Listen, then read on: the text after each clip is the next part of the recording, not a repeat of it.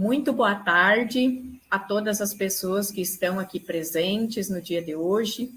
É com muita alegria, e passou muito rápido, né, que nós estamos chegando ao nosso 5º encontro desse curso tão importante, ministrado pela querida professora Luana, né? Então, hoje é o encerramento, é a nossa última aula síncrona. Quero agradecer, então, mais uma vez, e não me canso de agradecer à professora Luana pela generosidade de disponibilizar o seu tempo para vir falar conosco de assunto tão importante, tão complexo e tão sensível, tão, né, ao mesmo tempo. Então, agradeço imensamente. Agradeço aos colegas e colegas que estão aqui com a gente, né, que optaram por fazer esse curso, que se organizaram por fazer esse curso, aos nossos queridos e queridas colegas intérpretes de Libras, né, que estiveram conosco aqui sempre, né, em todos os encontros, e nosso colega Rogers, né, que está de férias, não está aqui hoje, né, mas que também trabalhou para que esse curso acontecesse, e ao colega Jefferson também, que vai seguir com vocês aqui no suporte técnico ali do meio, né? Então, agradeço a todos e todas, e agradeço imensamente a professora Luana, né?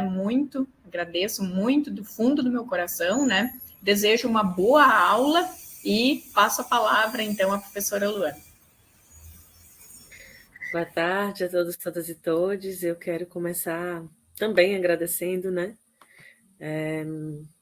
Porque a gente está aqui no encerramento, no nosso último dia. Peraí, só um segundo, gente, só um segundo.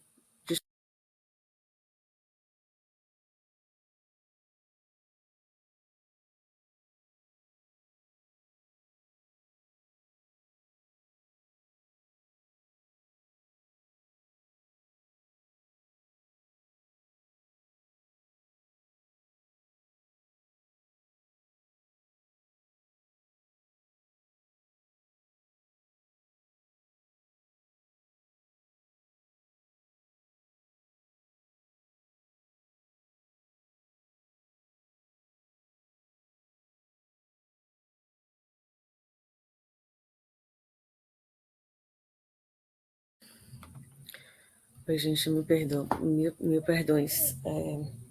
Tá tendo um serviço hoje aqui em casa e, enfim, só autorizando o material. Bom, eu estava dizendo de que hoje é o nosso encerramento e eu não tenho como começar de outro jeito senão agradecendo. E eu o farei, né, melhor no final, mas aproveitando, né, a presença da professora Eliane, muito querida e muito parceira, pela aposta, né, compartilhada, pela confiança, e eu acho que por acreditar, né, na força do trabalho coletivo. Eu acho que isso é muito precioso. Então, agradeço imensamente, professora Eliane. Torço para que a gente tenha muitos outros momentos, né, de partilha.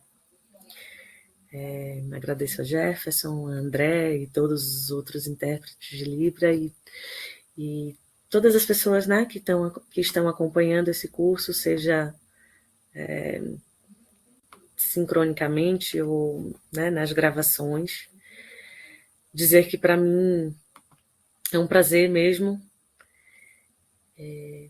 A ideia é que, como a gente combinou, é que hoje a gente comece com uma finalização do material da última aula, os últimos slides.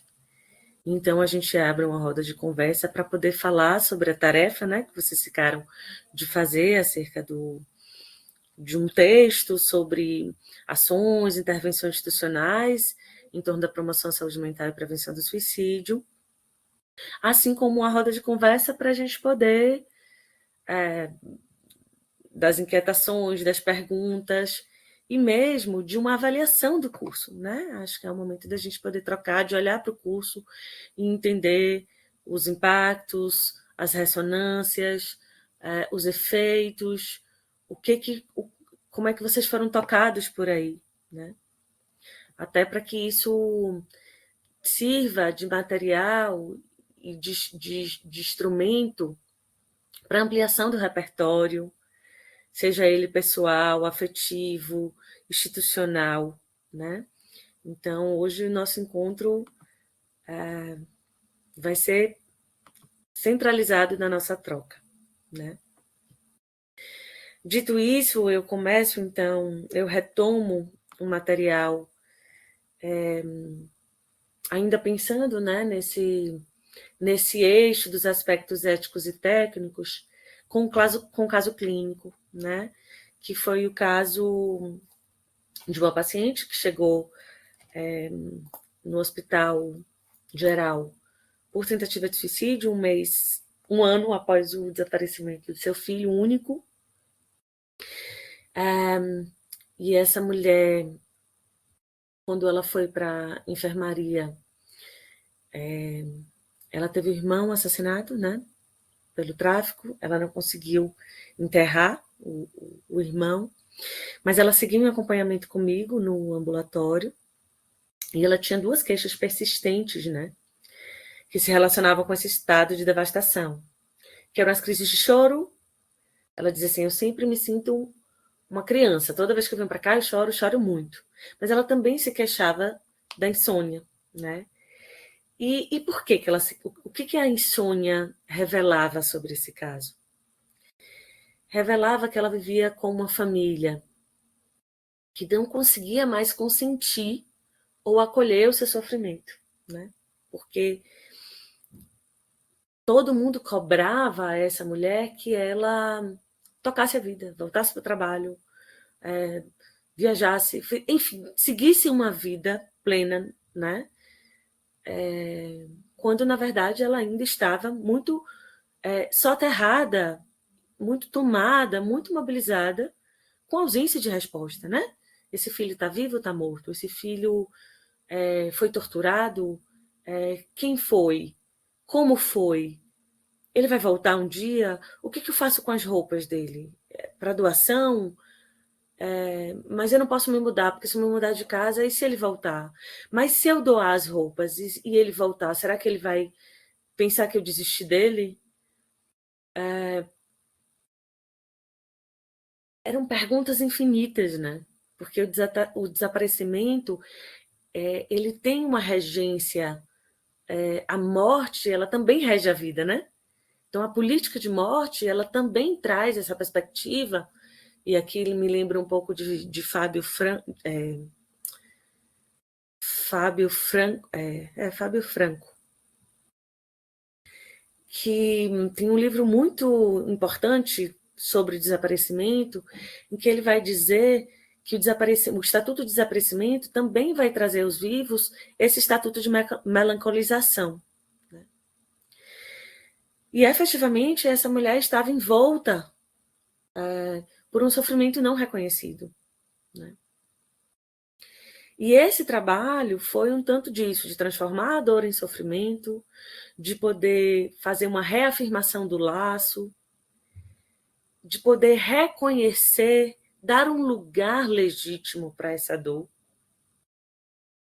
E teve uma coisa muito interessante desse caso, é que a gente, inclusive, conseguiu fazer uma investigação junto ao Ministério Público, e, enfim, essa mulher conseguiu enterrar seu filho mais ou menos 3 anos depois, sendo que ela já tinha percorrido as instituições, né, já tinha percorrido o que podia para poder ter alguma resposta. Sempre sem sucesso. E assim, essa mulher conseguiu tocar a vida de um outro lugar, né? Se refazendo mesmo, no laço. Então, eu acho que esse é um caso clínico que me ensinou muito, porque ele é bem complexo, ele vai trazer a questão do racismo, ele vai trazer a questão classista, ele vai trazer a questão do desaparecimento, do luto, ele vai trazer a questão de toda a complexidade da internação hospitalar, toda essa fragilidade institucional, e, por fim, um aspecto mais clínico mesmo, né? dos aspectos éticos e técnicos que ficaram aí como referência para reger essa conduta clínica. E aí eu trago como reflexão final que, ao mesmo tempo que a gente precisa olhar para o sujeito, né, requer mesmo, é uma exigência de um trabalho singular, a gente também precisa fazer uma leitura crítica da cultura, da sociedade, né, da forma que a gente se relaciona. Então, Lívia Moreto fala que o suicídio não pode ser compreendido apenas como um fracasso do indivíduo doente, que sucumbiu a seu desespero, consiste também, principalmente, em um complexo processo que, dentre outras coisas, expressa a vitória da vida danificada, comumente experimentada como algo insuportável, né? E eu não poderia deixar de falar sobre a importância dos modos coletivizados de cuidado, né? Que, aliás, os grupos de apoio de pós-venção ensinam muito, né? E aí, aqui eu bebo muito de Sueli Carneiro, de Geni Nunes, de Bispo, né? Nego Bispo, Bispo dos Santos, de Anderson Flor do Nascimento, porque todos esses autores e autoras vão ter um ponto em comum, que é o coletivo, né? Então, Sueli Carneiro vai falar, por exemplo, do cuidado de si como um cuidado com o outro, de que é na relação comunitária que a gente vai reconhecer um ethos da relação de sobrevivência, né? O que significa dizer das estratégias preventivas às curativas, né? Geni Nunes e Nego Bispo, uma psicóloga indígena e um quilombola, né, já falecido, mas de uma grande contribuição intelectual para pensar sobre o mundo hoje, eles vão falar sobre o fundamento relacional e da interdependência, né? Então, quando se pensa em guerra, com a autoestima, com a vida, com a morte, a gente vai precisar sempre pensar isso desde um ponto de vista mais coletivo. Portanto, a saúde, principalmente quando a gente pensa, né, nessa temática do suicídio, a gente precisa pensar a saúde coletiva como instrumento e como construção de qualidade com os outros. Porque, como eu disse, nada nasce da árvore, né? E a gente não vive só. E como é que a gente consegue garantir um modo de cuidado que possa afirmar a vida, né? Nesse sentido, eu também trago aqui uma indicação desse texto de Flor do Nascimento, de Anderson Flor do Nascimento, quando ele faz tem um livro do Repensando o Suicídio, que foi aquele que eu falei para vocês, que eu organizei, mas também tem na revista Cult, de uns 5 anos atrás, quando ele vai fazer esse enfrentamento aí, uma crítica à necropolítica a partir da perspectiva e da contribuição da Iku-política. Iku significa morte, né? Em Yorubá. Então, é um outro tipo de morte, não é a morte matada, é a morte que todo mundo vai passar, não é? Jefferson, aqui para mim está parecendo como se fosse uma campainha com barulho, como se eu tivesse que aprovar alguém. É isso mesmo, Jefferson? Não, eu acabei de aprovar a pessoa, não sei exatamente por que está aparecendo para você. Acho que é só um resquício, só. Então tá bom. Obrigada. E aí, quando a gente pensa nessa perspectiva, a gente também tem aí um trabalho bem importante de Guilherme Boulos, né, de Boulos, que ele no mestrado estuda, ele faz entrevistas com pessoas que foram diagnosticadas com depressão, mas que entraram para o MTST, e aí o que essas pessoas, o que esses entrevistados e essa pesquisa nos diz, né? De que a inserção no movimento social a partir de um eixo em comum, né, da luta de um modo de pensar mais comunitário, de um cuidado alicerçado em práticas diárias, de uma afirmação do laço, essas pessoas entendem a inserção no movimento social como uma virada de chave, né? Ou como um novo sentido para a vida. É muito interessante essa pesquisa, e todas elas, no fundo, vão confluir para a ideia de que os modos de sofrimento, de adoecimento, de luto, de morte e de suicídio são problemas coletivos, né? E que a força, a potência, a afirmação política da vida, ela brota nas relações de alteridade, nas zonas de comunhão e de reconhecimento. Eu acho que esse é um dos slides mais importantes, né? Para a gente poder seguir apostando. E ainda nas considerações finais, dizer que a gente não tem como pensar a promoção da saúde mental e a prevenção do suicídio como ações específicas ou só clínicas, né? A gente precisa pensar numa perspectiva mais ampla, assim, de garantia de direito, de qualidade de vida digna.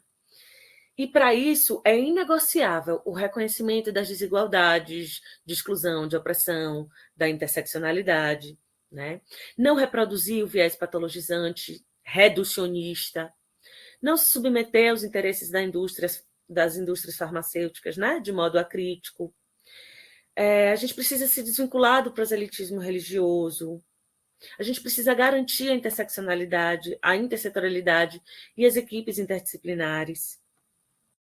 A gente não tem também como fazer isso sem identificar as particularidades territoriais e, claro, sempre que possível, uma adaptação do indivíduo, né? Das possibilidades, das necessidades, dos limites de cada sujeito.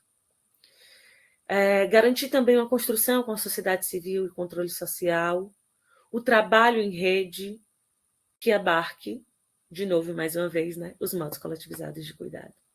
É a partir daí que a gente vai poder construir outros etos de vida, né? De encantamento na relação com as políticas, sejam elas comunitárias, públicas ou a política do esperançar, né? Então, eu finalizo aqui essa parte conteudista, vamos dizer assim, com uma frase de J. Mombassa que diz assim: já não temos tempo, mas sabemos bem que o tempo não anda só para frente. Menos com menos dá mais, e, portanto, nossas vidas negativadas se somam e se multiplicam à revelia. Então eu vim para cantar a revelia do mundo. Eu as convoco a viver apesar de tudo, na radicalidade do impossível, aqui, onde todas as portas estão fechadas e por isso mesmo somos levados a conhecer o mapa das brechas. É isso, gente. Muito obrigada. Muito obrigada pela escuta atenta. Agora eu quero fazer circular a palavra, né? Escutar vocês. E como disse, né, para quem chegou depois, a ideia é que hoje a gente possa ter esse espaço de dúvidas, inquietações, questões, mas que vocês possam trazer a atividade, né, um pouco do que vocês pensaram sobre as ações e intervenções institucionais possíveis em torno da promoção da saúde mental e prevenção do suicídio. E por fim, né, fazendo um tripé da nossa tarefa de hoje, é uma avaliação desse curso, né? Então, a ideia é mesmo poder fazer a palavra circular, a gente poder trocar. Hoje eu quero mais escutar vocês. É isso. Muito obrigada.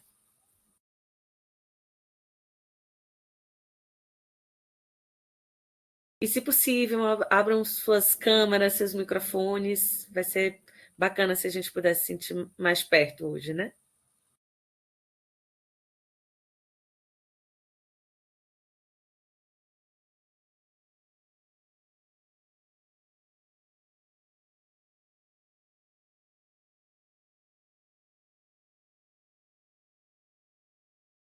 Enquanto ninguém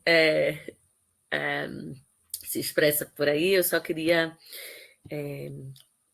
sinalizar que a nossa combinação da escrita seria para hoje, né, para vocês já compartilharem isso, mas que a entrega do material escrito tem um prazo máximo até o dia 14, para que eu também, em uma semana, dê o retorno institucional das aprovações dos trabalhos, tá certo? É isso. Tá com vocês a palavra.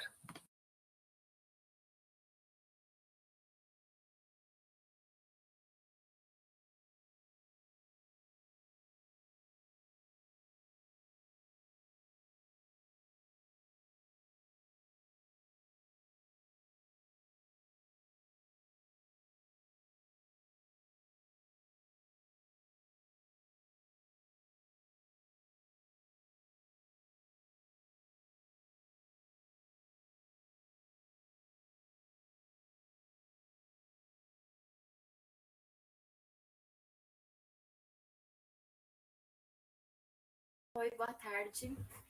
Vou iniciar a fila, então, aqui das conversas. Eu sei que está disputado, né, essa palavra, mas vou tomar a frente nesse momento. Prof, muito obrigada pelo compartilhamento durante esse período do curso. Assim, é um tema muito pesado, né? Não é fácil. Depois das aulas, aula maravilhosa, mas a gente fica mal, eu fico mal, não me sinto bem e aquilo fica perdurando durante um longo período em mim. Para mim é um tema muito difícil, essa questão do suicídio,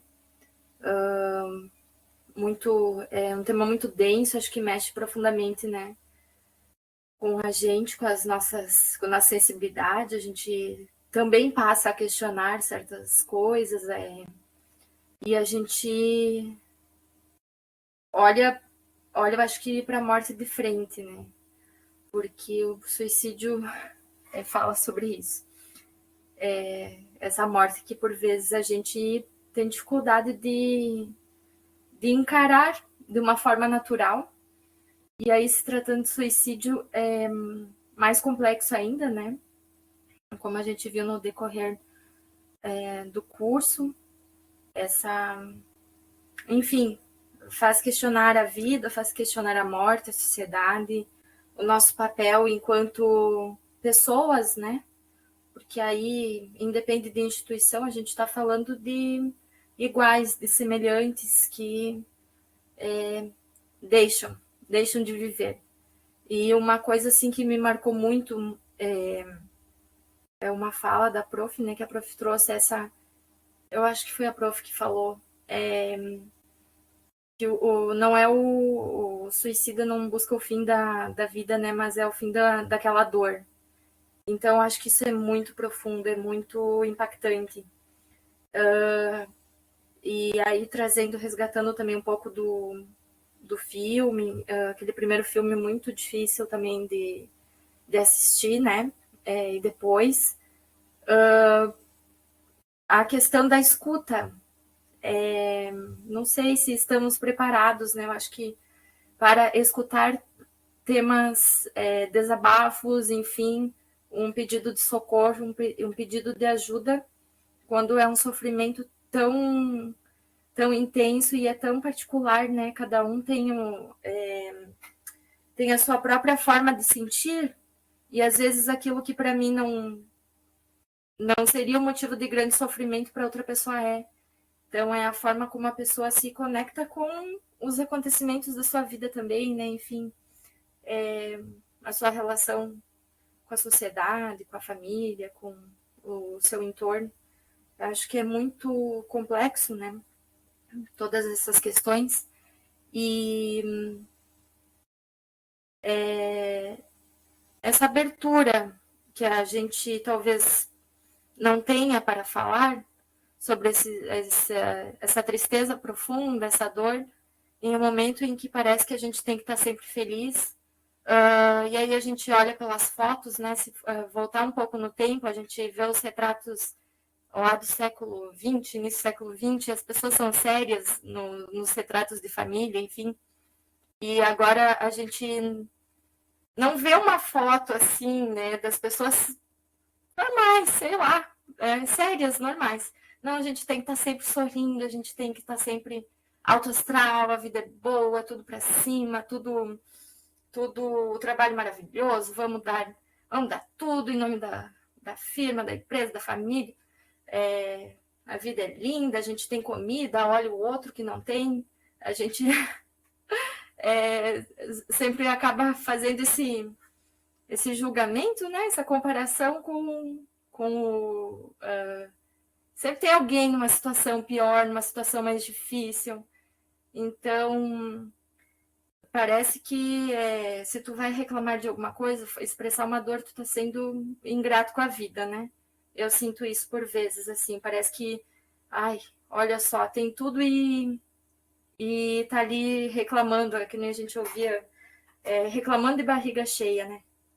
E então é muito difícil tu encontrar uma forma, pessoas, né? Falando de pessoas, abertas a escutar sem um julgamento, a acolher esse sofrimento, acolher essas dores que a gente tem, enfim, porque cada um tem a sua vivência, suas particularidades, né?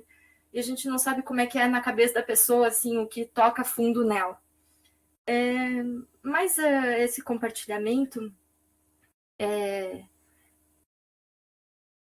das coisas que a gente vem pensando e refletindo, eu acho que isso foi um curso, assim, para mim, muito importante para a vida, né? Não só para o trabalho, mais para a vida, para a gente, porque eu evito pensar sobre isso, pensar na morte e suicídio, tudo. Eu evito, bloqueio, mas eu sei que não dá para fugir, porque é uma coisa que me causa muito sofrimento, me causa dor, eu fico mal, não me sinto bem depois. E aí eu tenho uma filha, tenho um filho, e aí é uma coisa assim também, uma das preocupações. Tenho duas grandes preocupações enquanto mãe. Uma é abuso sexual e a outra é suicídio. São da maternidade, são as duas coisas assim que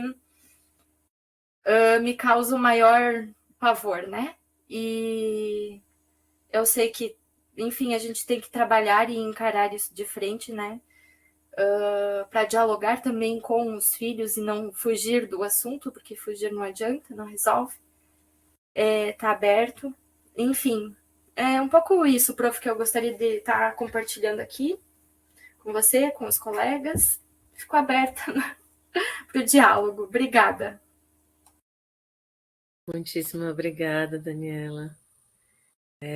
Antes de passar a palavra para a Paula, comentar de quando você falou sobre olhar para a morte de frente, me lembrou uma frase que diz sobre como é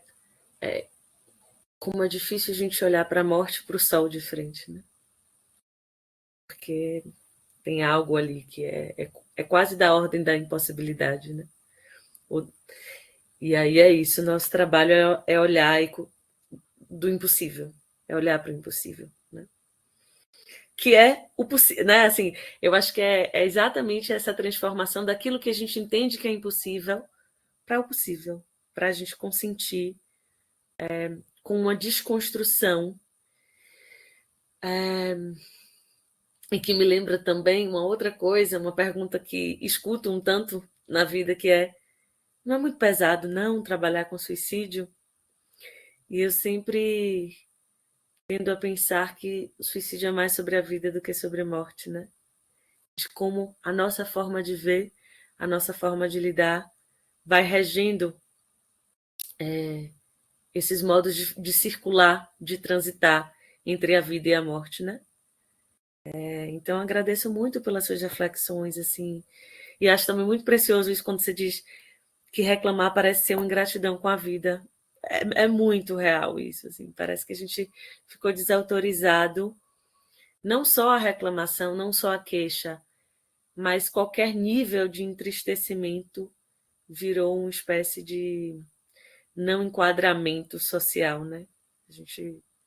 Ninguém suporta, não é tolerável, né? Então, que bom que foi tocando por aí nesses lugares, como pessoa, como mãe, né? Como profissional. Fico feliz, verdadeiramente feliz de saber Muito obrigada, Daniela. Te passo a palavra, Paula, por favor. Obrigada. Vocês estão me ouvindo bem? Sim? Tá.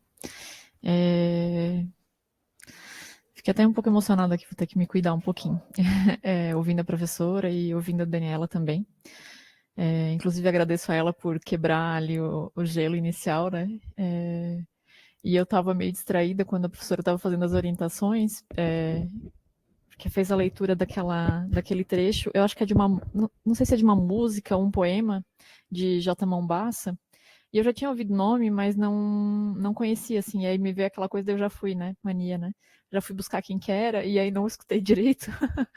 E aí, enfim, daí estava meio desorientada. Perdi o final da última aula também e acabei não pegando a gravação e perdi o combinado. Além disso, em breve eu vou parar de me justificar e vou falar o que eu deveria falar. Eu não tô assim com o texto finalizado, né? E aí eu pensei, pronto, né? E aí, né? Como é que vou falar? Mas enfim, vamos tentar. Mas acho que eram 3 combinados, né? Acho que era fazer as considerações sobre o curso, fazer a avaliação, falar um pouco sobre sobre o curso, sobre o que a gente produziu e uma avaliação meio geral, assim, né? Mas vou aproveitar, assim, na esteira da Daniela, assim, anotei algumas coisas que acho que são as primordiais para mim. Quero até agradecer a ela pela partilha que fez, inclusive em relação à maternidade, né? Não é algo que eu vivo, e eu fico imaginando o quão aflitivo deva ser, assim, né? E achei, assim, muito corajoso, muito nobre da parte dela também, fazer essa partilha, assim, acho que é bem, bem importante. Bom, enfim, vou começar aqui na listinha que eu construí e acho que vou chegar em algum lugar. Primeiro, assim, agradecer também, né? Acho que a gente já agradeceu e vai agradecer muitas vezes e, né, gostaria de agradecer, conseguir demonstrar, assim, o quão grata eu sou pelo curso. Me sinto bem privilegiada mesmo, assim. Queria ter me dedicado mais, queria ter tido mais tempo, assim, também. E de tudo, assim, pelo tema, pela qualidade do conteúdo, pela qualidade e perfil e disponibilidade da professora para dialogar, assim, acho que foi sensacional, assim, eu queria meio que fazer de novo, assim, né, a gente não faz de novo, mas dá vontade de passar de novo por ele e tentar aproveitar mais, assim, ao mesmo tempo, sei que também, além da vontade, né, além de ter sido bom, eu sei que também o curso me trouxe muito conhecimento novo, assim, me trouxe não, né, a gente vai construindo conhecimento, mas ele me trouxe muitas questões novas para pensar, uma teoria muito nova, eu não conhecia, assim, né, a suicidologia, eu falei devagar para não comer nenhuma sílaba, e é incrível pensar em como eu nunca tinha pensado que e aí é tão óbvio, né, depois quando a gente começa a se debruçar, assim, como precisa haver uma área específica para pensar, né, o tema e para se debruçar a respeito, enfim. E aí, assim, os materiais são fantásticos, desde, assim, o primeiro dia, assim, né, me senti muito acolhida no tema também, e com a perspectiva de trabalho da professora, né, uma perspectiva decolonial e que considerou interseccionalidades, e aí o tempo todo fazendo essa pontuação, assim, o quanto, assim, acho que não é nem só um acolhimento, não foi nem só um acolhimento na condição de cursista ou de pessoa que estava buscando aprender, né, ou de pessoa ou de servidora, mas acho que é uma acolhida, inclusive, para, sei lá, como pessoa disponível para pensar o tema, assim, né. Eu sou pedagoga de formação, mestre em educação, e no IFES que eu sou técnica em assuntos educacionais. Trabalho numa coordenação pedagógica, então eu estou muito próximo da minha formação inicial, e aí tenho muita vontade, assim, de aprender cada vez mais, né, sobre a área da psicologia, mas a gente tem limites também, né, na verdade, inclusive, psicólogos escolares no IFES que vão ter os seus limites, porque a gente não está numa atuação clínica, né. Mas por que eu falei isso? Porque me senti acolhida, assim, como uma pessoa que podia pensar sobre e falar sobre o tema também, e que podia trazer outras pautas, trazer outros conhecimentos, assim. Então, me senti também pensar em pautar, e aí eu sei que isso já está, entre aspas, superado, né, na psicologia há muito tempo, mas, assim, pensar em trazer essas contribuições do campo sociológico, político, né, para a gente pensar um tema que, em princípio, né, se a gente fizer uma leitura muito estanque, né, ele é um tema que diz tanto respeito a algo que é, entre aspas, e aí, olha só, não diz, né, que é individual, né, ou que vai falar da psique, ou que vai fazer uma discussão ali de um campo que a gente acaba teorizando como se fosse um campo individual, assim. Enfim, olha só como também, né, a gente vai, mesmo na tentativa de quebrar paradigma, a gente também percebe que a gente está dentro e, né, eu me percebo também tendo sido formada numa visão ainda muito paradigmática, né, em relação às contribuições das diversas áreas, né, porque na educação, na pedagogia, a gente bebe de muitas fontes, né, e tem a produção da ciência da educação, mas fundamentalmente a gente vai primeiro beber em 1000 fontes, né, para poder construir conhecimento. Enfim, todas as áreas de alguma maneira são assim, mas enfim, já estou divagando aqui, né? E aí, assim, uma densidade teórica muito grande, assim, ao mesmo tempo, textos muito, de forma geral, assim, muito acessíveis, assim, né? Eu digo, inclusive, claro, né? Não sou uma intelectual, mas sou uma pessoa que tem formação acadêmica, mas, assim, mesmo para leigos, assim, então, textos né, talvez paradoxalmente em relação ao tema, mas assim, textos muito gostosos de ler, assim, né? Porque parece que a gente vai falando do humano, assim, né? Então, acho que é isso também que pega, né? E aquilo que a Daniela falou, é isso, assim, eu me sinto muito grata também, assim, como pessoa, assim, e meio que em dívida, porque, né, parece, assim, que me foi dada uma oportunidade de ter um momento meu, assim, né? Então, algumas coisas são muito difíceis, mas, como a Daniela falou, mas eu não sei se é certo dizer desse jeito, mas assim, às vezes me senti em terapia também, porque talvez vocês achem que é um exagero, assim, mas poder falar sobre a vida, assim, e sobre a autorização para sofrer e sobre os limites que a gente tem, né, e o fato de que a gente é humano mesmo, né, e tá repleto de, sei lá, de dúvidas e de questões existenciais, e que todo mundo, né, e todo mundo é humano, né, e todo mundo está vivendo isso, né, e aí, enfim, a própria reflexão a respeito daquela ideia, da ideação da repicracia, né, que a professora falou, eu não li o livro, mas já tinha ouvido falar muito sobre ele, e acho que é um termo muito, muito interessante, assim, muito conciso, e, enfim, de novo aqui divaguei, mas tem a ver com essa questão dessa autorização de humanidade, né, então me senti foi muito feliz para mim por isso, sabe? E que eu acho que também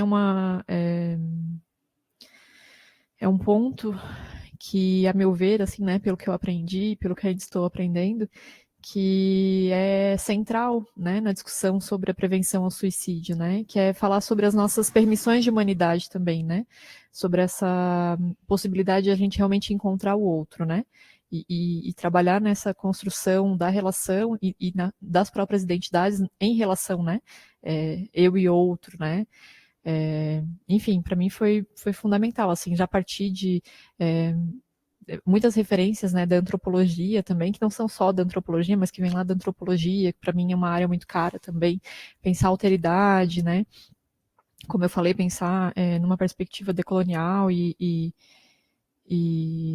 problematizar a vida, né, de certa forma, né, e ter esse olhar coletivo, enfim, para mim foi muito fantástico, assim, acho que, não sei se consegui trazer o que seria importante, assim, de fundamentação, mas perpassa esses lugares, né, e aí me faz pensar também, assim, né, agora caminhando um pouquinho, né, relacionando com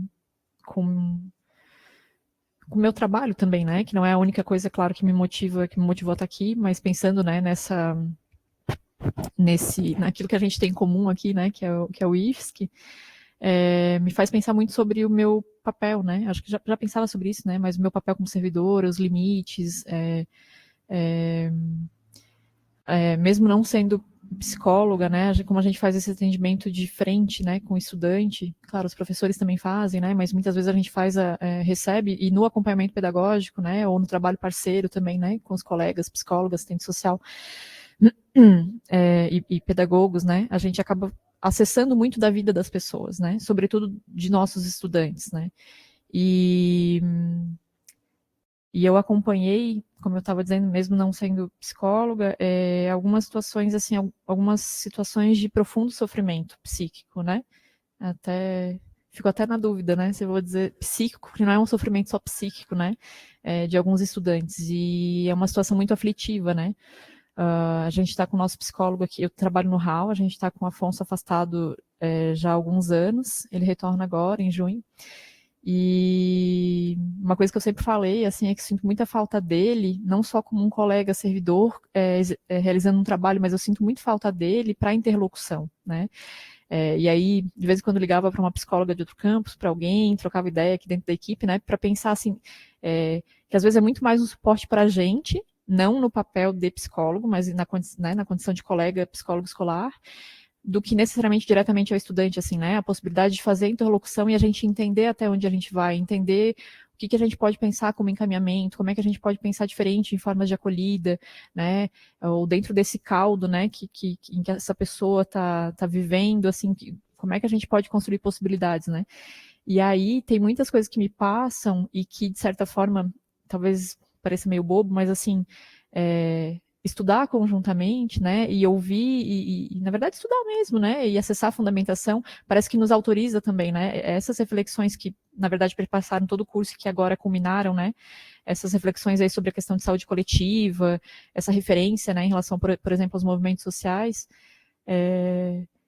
não sei, assim, tem coisas que chegam pra gente e que, claro, a resposta ela nunca é simples, né, e não pode ser simplista, mas, assim, tem situações, a gente trabalha com estudantes trabalhadores, eu trabalho com trabalhadores e estudantes, em totalidade, assim, né, trabalho com adultos, e não posso resumir, não, eu não posso fechar só nisso, mas, assim, se os meus estudantes dormissem mais, quantas coisas seriam possíveis, né? Se os meus estudantes tivessem condições dignas de trabalho, assim, se eles não sofressem um alto nível de exploração, quantas outras coisas não seriam possíveis? Não só no campo da questão da dinâmica do sofrimento, mas assim, no próprio campo da aprendizagem, sabe? Enfim, isso não é novidade pra gente, mas só dividindo aqui com vocês, porque às vezes é isso também, né? E às vezes fico pensando até onde eu posso ir, mas de vez em quando eu converso com os estudantes e aí eles trazem algumas questões do ambiente de trabalho e aí eu pergunto, tá, gente, vocês estão organizados lá? Né?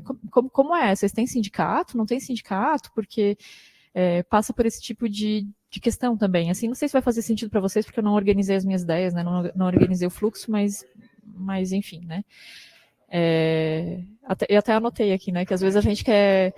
Quantas vezes, né, já fiz encaminhamentos para a unidade básica de saúde, porque era um estudante que precisava de um atendimento clínico, né, e aí eu fiquei pensando, quantas vezes eu não podia ter anotado um papel e dito para ele, olha, o que tu precisa aqui é se revoltar, revolte-se, rebele-se, porque assim, tu precisa colocar isso para fora, assim, também, né, enfim, né? E aí tenho pensado muito, né? Tem algumas ideias de intervenções já há algum tempo que estão cozinhando e acho que está na hora de eu colocar para assar e tirar do forno. Enfim, pensando aqui também sobre interlocuções de arte, cultura e o quanto isso é potencial, né? Também para a vida mesmo, né? Para a vida e para a gente, enfim, né? Pensar de uma forma diferente a vida. Não sei, eu tinha tentado construir um fluxo, acabei indo e voltando várias vezes, mas eu acho que é isso, assim, e foi... eu não sei, ironicamente, eu não sei exatamente o que me fez pensar, mas assim, só fechando, né, agora ouvindo a professora, dá para partilhar uma coisa que estamos aqui como pessoas também, né, estamos aqui de forma inteiras, né, e eu, há uns 4 anos, quase 4 anos, meu pai entrou numa depressão profunda, mexeu profundamente com a família, a gente estava vivendo ainda em pandemia, e não era uma realidade que a gente tinha vivido em família. Eu lido com algumas questões, né, de ansiedade há algum tempo, a gente tem algumas questões ali em família, mas, como se deve imaginar, sempre um tabu, né? E aí, quando meu pai entrou em depressão profunda, é o assunto sobre o qual não tem como tu não falar, assim, porque quando eu falo depressão profunda, eu estou configurando uma pessoa que não saía da cama, né? Assim, a estereotipia clássica, né? E a gente precisou, né, intervir e tal, enfim, foi um processo muito sofrido, muito moroso, né, e tal. E em 2023, não, foi no início de 2023, a gente ainda não estava com o tratamento estabilizado. E aconteceu uma coisa que fez com que a gente estava esperando encaminhamento, ele já tinha recusado mais de um psiquiatra, né, mais de um acompanhamento, e houve uma situação em que a gente entendeu que precisava fazer uma intervenção imediata, e a gente levou ele para um atendimento na Casa São José, que é uma clínica, que é um instituto público, né, de psiquiatria aqui em Santa Catarina, que é lá em São José, né, na Grande Florianópolis. E aí que tinha a ver com ideação suicida, né.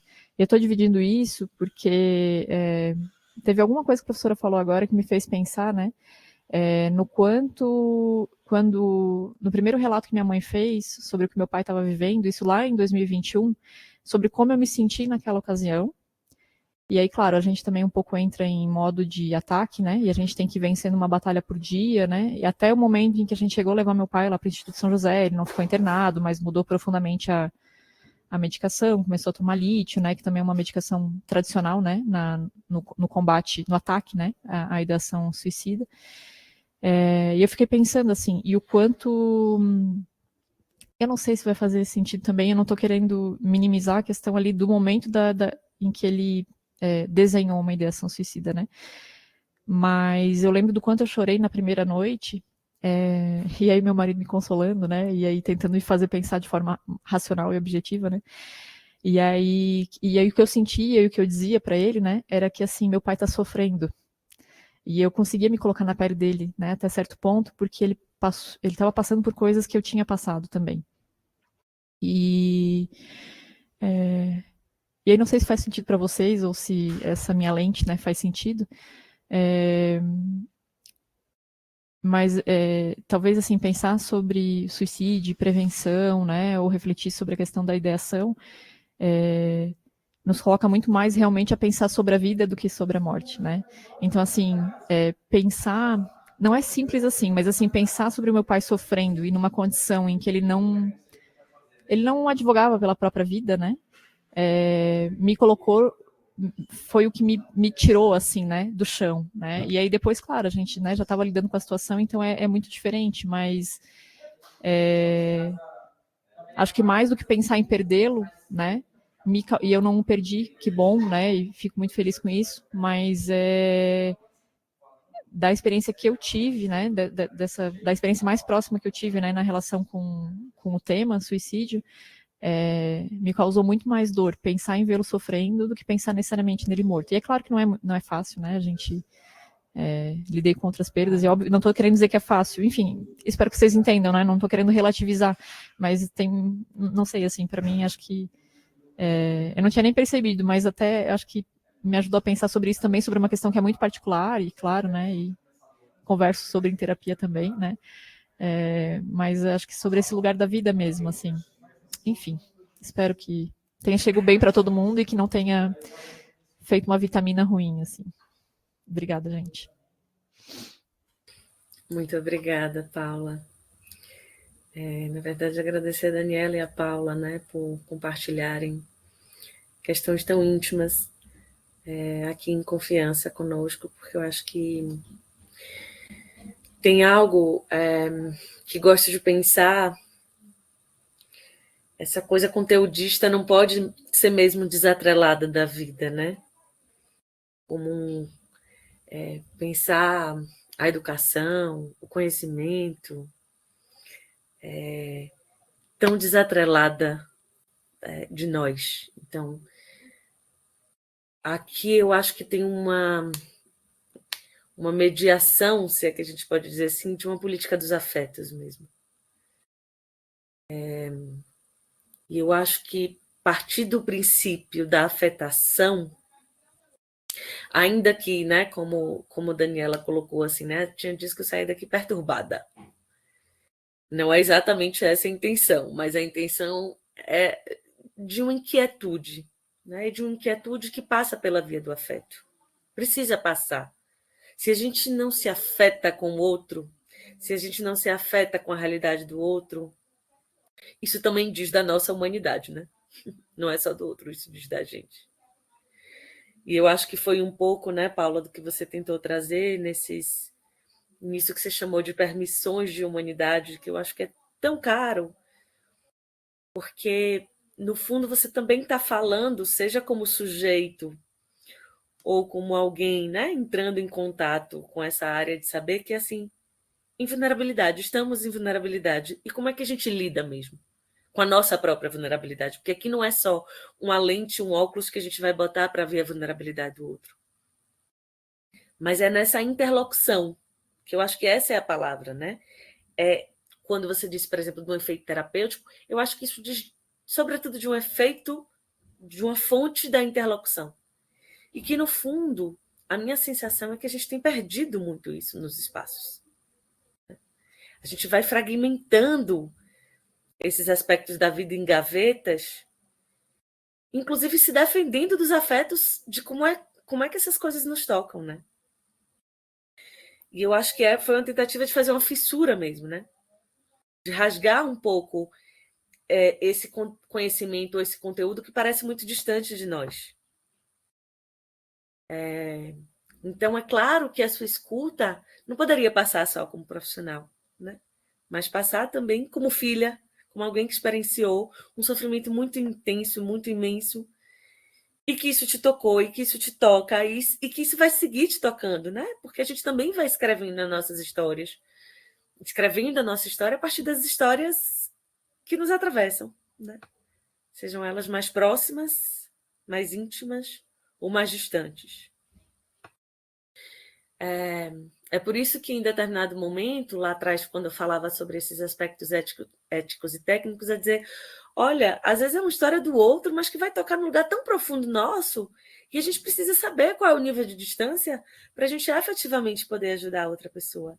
E, às vezes, poder se ajudar também, né? Então, isso que você diz, né, de uma autorização a sentir, a sofrer, e que eu marcaria muito essa ideia de que a gente tem do sofrimento como intrapsíquico, né? O sofrimento que está no psiquismo daquele sujeito e vai dizer sobre aquele sujeito. E aí esse exercício de pensar o sofrimento como sofrimento sociopolítico. O sofrimento que não nasce da árvore, mas que está na relação, está no contexto, está no laço, está na cultura, né? E como é que a gente viabiliza esse cuidado levando em consideração a complexidade que isso tem, né?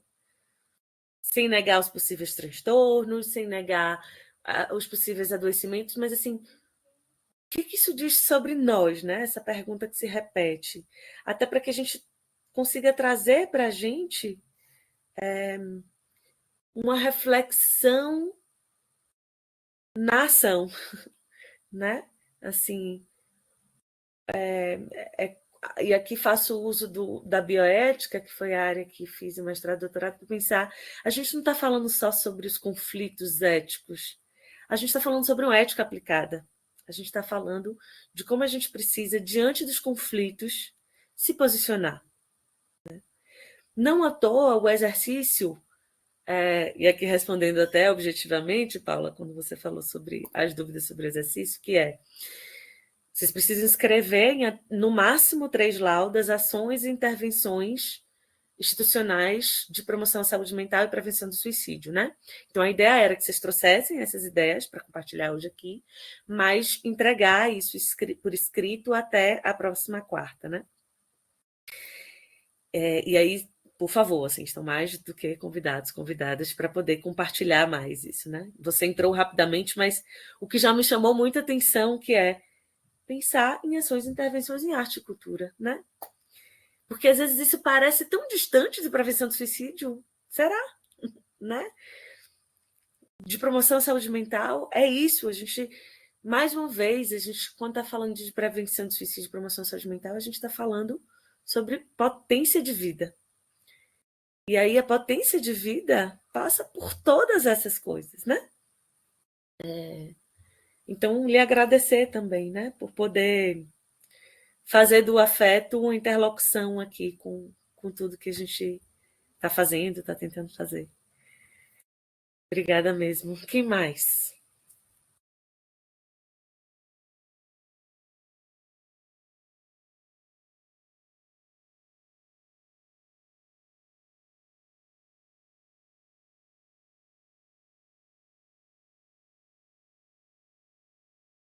Oi, boa tarde. Acho que está com delay. Posso A compartilhar? gente te escuta, por favor. Tá bom. Então, nem sei por onde começar, mas, assim, acho que agradecendo a prof, em especial, as colegas, me vi aí, me identifiquei com vários discursos, assim, vai ressoando, vai provocando novas reflexões, que eu acho que é o objetivo mesmo do curso. E eu me senti muito tocada positivamente, assim, o tempo todo. E eu estava até de licença, acho que falei na primeira aula, estava de licença de capacitação, mas quando eu vi a chamada do curso, eu tenho que participar. A parte boa é dessa educação, mas ao mesmo tempo parece que é só o meu lugar, que eu sou piscina, que sou educacional, então parece que é só o meu lugar, só eu que sou responsável em olhar para isso, enfim, estar, né, nas discussões sobre saúde mental. Então, fico muito feliz quando vejo colegas de outras áreas, né, super trazendo, com propriedade, e, assim, se permitindo ser afetado pelo outro, né, nessa escuta ativa, nos acolhimentos. Então, eu acho que o grande desafio é fazer essa ampliação, essa horizontalização assim, na educação, de a gente poder dialogar de maneira mais organizada mesmo. Porque eu já fiz um movimento de projeto de extensão envolvendo cultura, saúde mental, prevenção, e foi desafiador, bem desafiador, porque comecei meio carreira solo, com os bolsistas, depois ampliei um pouco, que tinha grupo de estudo com profissionais, né, tanto da rede interna como externa, de maneira remota. Círculos, não era bem círculo de diálogos, mas é porque a gente também tem lá uma pegada no círculo de diálogos da justiça restaurativa, mas era rodas de conversa com os estudantes, com os educandos, então também com foco na prevenção, e tinha que trazer arte. Eu acho que, assim, a arte é imprescindível. De alguma forma, eu consegui também trazer um projeto arte, né? Uma exposição mesmo de arte no campus, para os estudantes terem contato, poder a gente discutir sobre isso. Esse no projeto que eu tinha participado em Chapecó, e vi como uma oportunidade, porque eu atuei lá, estava aqui, enfim, aí trouxe também os profissionais, né, da exposição para contato de estudantes. Eu acho que quando o Paula falou ali da arte e cultura, precisa, assim, é fundamental, assim, se a gente puder trazer sempre um tom artístico para as intervenções, eu acho que é bem importante, dá, de fato, uma outra conotação, uma outra forma de cuidar. E eu quero aprender mais a cuidar dessa forma, né, vinculada também com arte. E acho que, sim, colocar me dá também de vulnerável, que acho que a prof falou.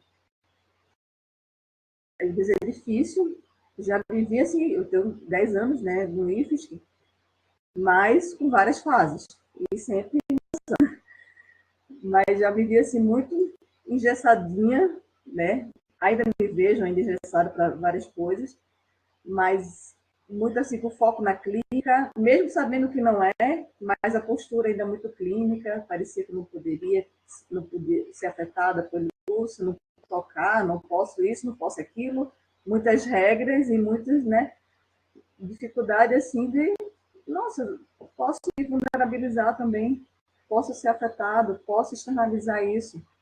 Isso vai ter, né, uma relação assim de troca, compartilhamento, o outro vai ser atravessado também.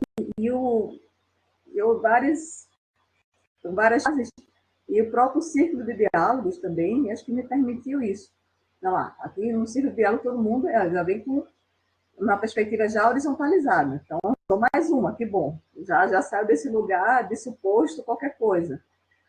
E já facilita essa vulnerabilidade e esse compartilhamento.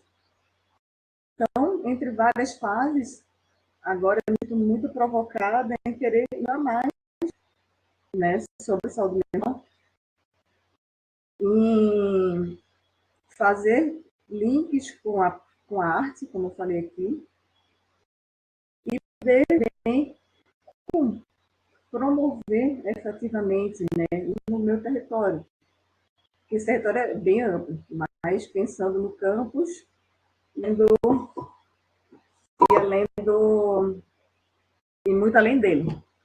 Então, o movimento da rede, eu já fiz também, quando eu trabalhei em Chapecó, morei em Chapecó, também uma pós-graduação de trabalho em rede, e às vezes eu sou a chata dele, que fica muito no discurso, gente, mas a rede, então, deixa, não vou nem falar mais em rede, mas assim, como fazer isso? A rede até interna mesmo no campus, né? Como fazer uma boa provocação e facilitar, porque é inevitável. O caminho da educação não tem como ser difícil a não ser em rede, né? A não ser dessa maneira dialogada com vários setores, interdisciplinar, transdisciplinar, seja lá qual nome for, mas então, eu já sei na teoria, mas na prática é complicado, é bem difícil. É bem difícil. Até às vezes até a rede interna assim, do meu setor. Como sair da caixinha? Que fica a psi ali, que tem a ciência social ali, até para a gente conversar e fazer uma avaliação mais, né, interdisciplinar, fica muito a desejar. E assim, não é criticando. Eu acho que é a formação mesmo. Então, a vocação da formação. Que eu vejo um trabalho difícil, mas que tem a teoria, na prática, eu vejo isso muito lento.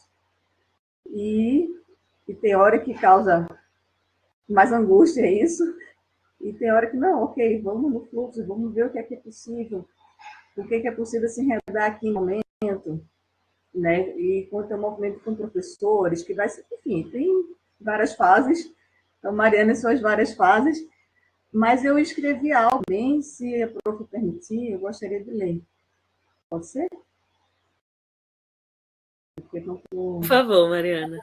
Ah, tá bom, porque está demorando a reação. Então, saúde mental e suicídio, promovendo o discurso. Um curso curto de conteúdo intenso, convida a repensar treinamentos. Diálogos sobre sofrimento de fenômeno multifatorial em saberes pluriepistêmicos. Em malhas de pertencimento, fica ressoando. Seria uma questão de tempo? Para acolhimento, a sabia que eu me pegava, viu, Paulo? A suicidologia crítica faz provocação. Eis a dimensão da relação. Prevenção em modos de cuidado a coletivizar. Cadê os vínculos comunitários? Com laços fragilizados, o mal-estar segue em trabalho não enredado, neoliberal. Fissurado discurso, saúde mental urgindo por políticas de co-construtos, pelos fluxos da interseccionalidade, territorialização e bioética tem destaque. Entre enlaces psicossociais, considerando singularidades e violências estruturais. Visão perspicaz na avaliação dos riscos, permitindo escuta ativa, sujeitos vistos. Em seus conflitos pluralizados, sem redomas de vidro anônimos solitários, em passos de desconstrução, saúde pública em lutas, direitos humanos, ação. Almejando intervir por mais promoção, seguindo com o desafio na formação.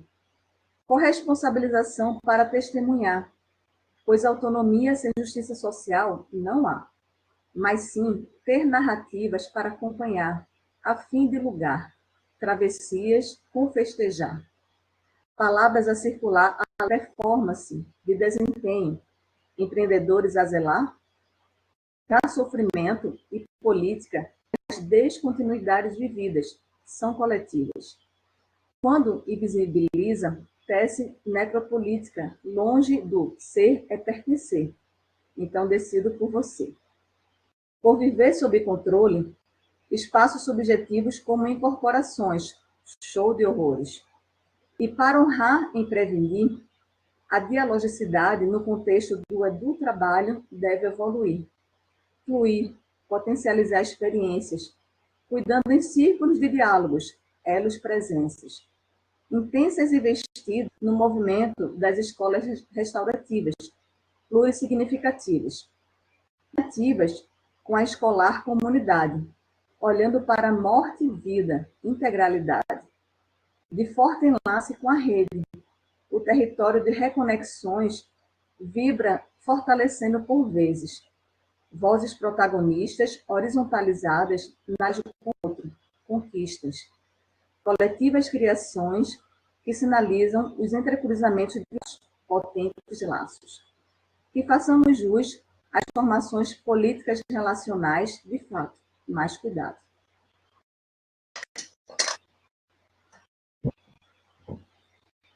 Muito bom, muito bom. Maravilhoso, Mariana. E assim, e a gente vai falando e vem mais ideias e meio que assim, não cessa, né? Então acho que eu já agregaria aí no que eu escrevi, que eu fui meio que fazendo uma coletânea, assim, que eu fui lendo, o livro aqui também da prof, não consegui ler todo, né? Li só, acho que até metade, mas a vontade, que Paulo também falou, a vontade de se debruçar mais, de ter, né, poder aproveitar, né, ler mais, enfim, mas foi o que foi possível, que é pouco tempo, com várias demandas, voltando ao trabalho, que foi assim, no retorno da minha licença, né, que ia passar a licença pela primeira vez de 3 meses, e aí com muita demanda assim, de trabalho, mas consegui participar de todos os encontros, mesmo que muitas vezes de maneira passiva. Passiva assim, sem aparecer, mas sendo muito provocada. Prof, muito obrigada mesmo, como o Paulo ali falou. O material riquíssimo, né?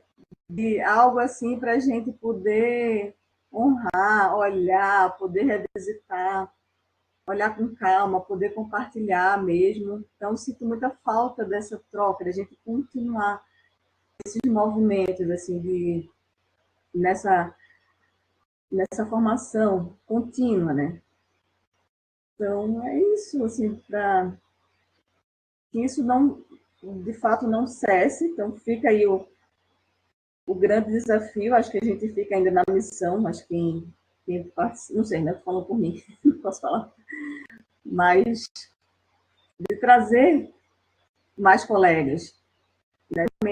Horizontalizar esse cuidado, principalmente, digo eu, piscina, porque tem uma carga assim, falou algo diferente, vai para lá, fica com ela, isso não é meu. E quando o prof diz que não é, isso não é só do si, né? Pelo contrário, essa escuta ativa, esse acolhimento, isso é de todos, né? Principalmente educadores.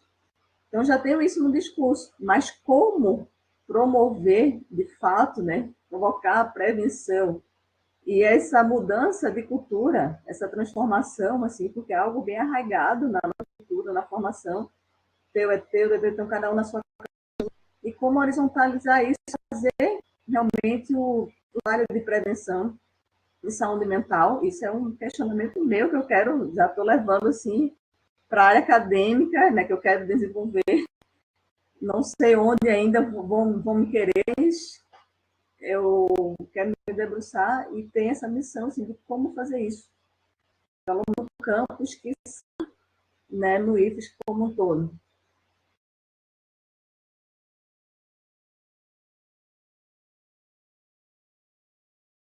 Muitíssimo obrigada, Mariana. Que coisa boa escutar vocês. Confesso que fiquei sentindo falta um pouco ao longo do processo, né? Sobretudo por isso, porque eu acho que vocês têm muito a trazer, a contribuir, né? E acho que poder hoje escutar vocês desse lugar, desde a política dos afetos, me traz muito uma sensação de construção, né? E eu acho que minha gratidão passa muito por essa sensação de poder atravessar junto. Acho que posso, né, retomando aqui alguns pontos que você falou sobre essa provocação, acho que eu tento estar advertida para não ficar dando muitas respostas, porque eu acho que quando a gente fala no tema de suicídio, a gente não tem, né? A gente não tem resposta, pronto. Que às vezes pode ser uma armadilha, né? A gente pensar, bom, não, peraí, estudamos aqui, a gente não tem, né? A gente está falando de um enigma. A gente pode ter pistas, e que bom que a gente as tem. Mas eu acho que poder estar nesse lugar de provocação é muito interessante. É muito mais interessante porque isso vai mobilizando a gente, inclusive tirando a gente da zona de conforto, de que a gente sabe de si e a gente sabe do outro. E é na relação que a gente vai aprendendo. É a partir como a gente se permite se deixar desconstruir pelo outro, pelos outros, né? Então, isso é muito precioso, né, Mariana? Assim, e poder pensar nessa ampliação dos modos de cuidado a partir da arte, né? A partir da rede, que é inegociável, seja rede interna, seja rede externa, né? Com todos os desafios da prática, com todos os desafios da formação.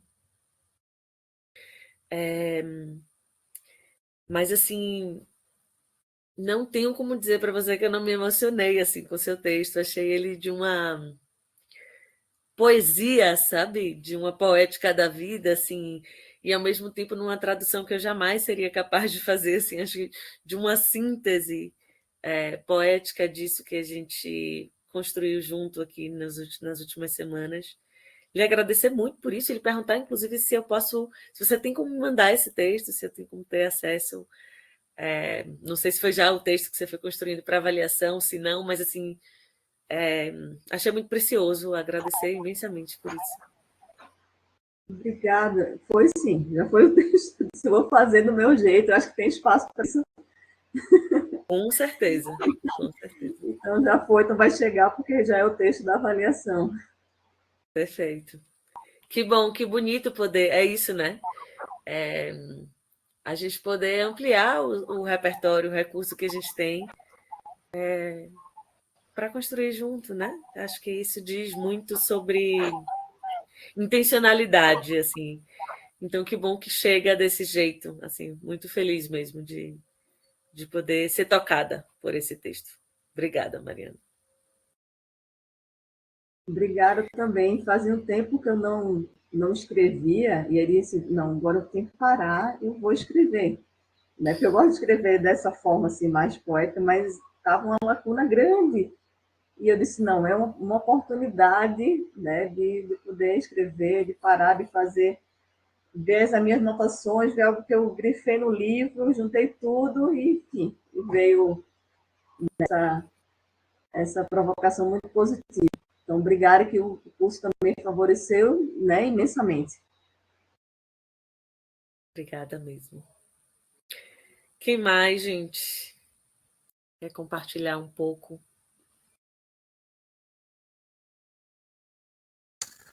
Eu gostaria de compartilhar.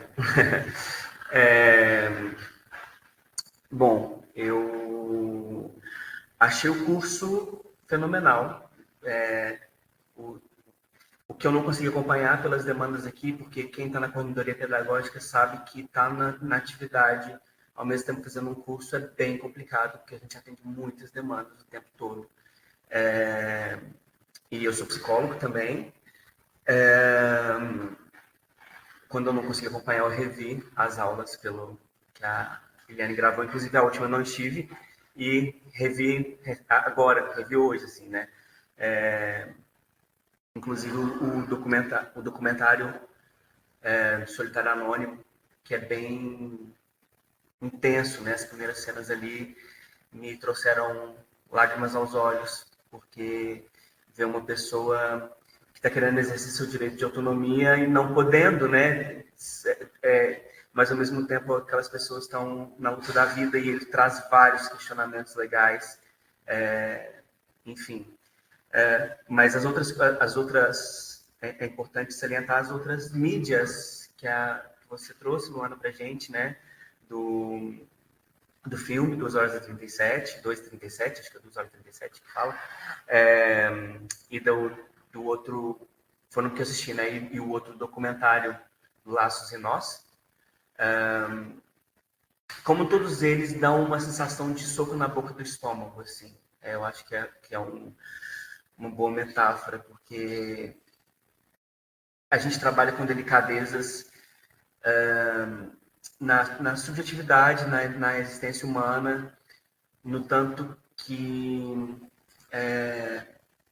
a gente precisa pensar, né, sobre dilemas éticos quando a gente pensa sobre a morte.